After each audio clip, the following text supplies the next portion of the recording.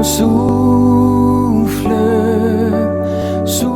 Chers frères et sœurs en Christ, bienvenue et merci d'être présents dans cette 33e édition de l'Instant biblique, moment hebdomadaire de partage des paroissiens de l'Église protestante unie de la Somme. Je suis Derek. Le texte sur lequel j'ai choisi de partager aujourd'hui est tiré de la deuxième lettre de Paul aux Corinthiens, chapitre 7, verset 10. La tristesse selon Dieu produit la repentance qui conduit au salut que l'on ne regrette jamais. La tristesse du monde produit la mort. Ce verset m'a accompagné longtemps pour m'aider à me détacher de la tristesse de ce monde. Mais je ne comprenais pas. Il a fallu que je relise de nombreuses fois sur une période de plusieurs mois pour qu'il finisse par me sauver. Il y a quelques années, j'étais englué dans des problèmes matériels, familiaux, légaux, médicaux, professionnels, alors que je ne voyais aucune solution, alors que je sombrais dans les abîmes. Dieu s'est révélé. J'étais conscient de mes erreurs. J'étais conscient du fait que le chemin n'était pas le bon. Alors je m'excusais. Je demandais pardon au Seigneur en priant souvent. Mais ce n'était pas dans la repentance.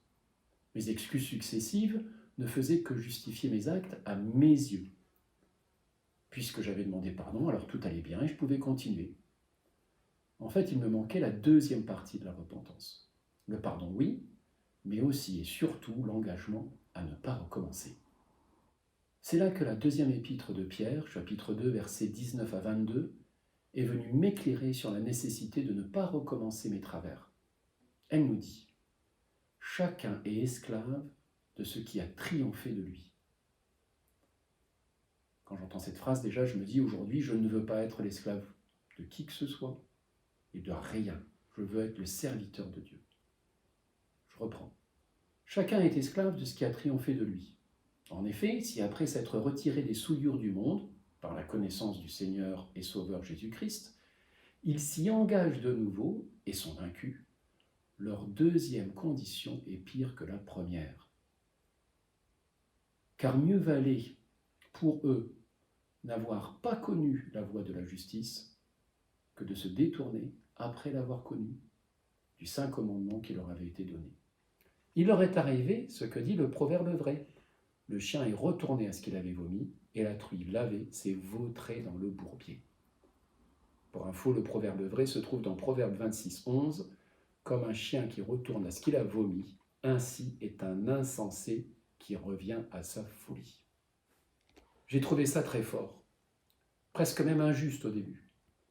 J'avais tout de même pris la peine de demander pardon. Ce n'était pas de ma faute si la vie était si cruelle avec moi.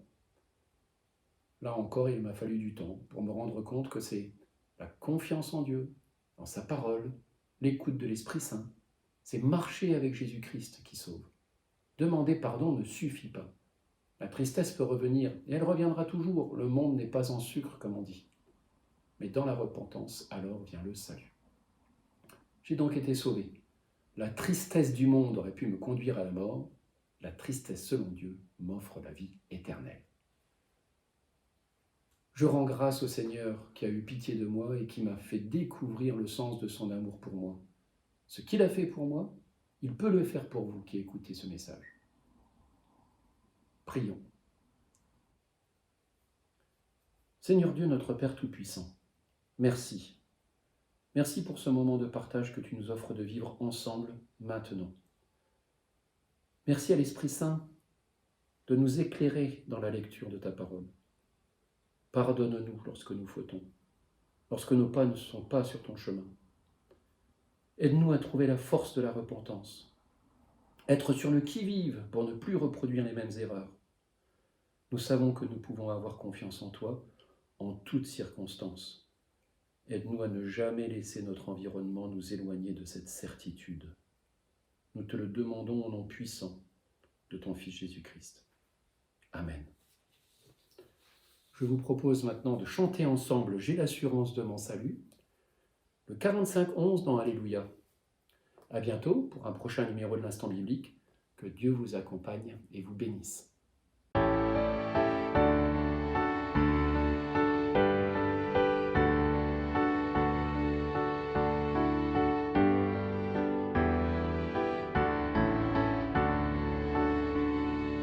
J'ai l'assurance Salut.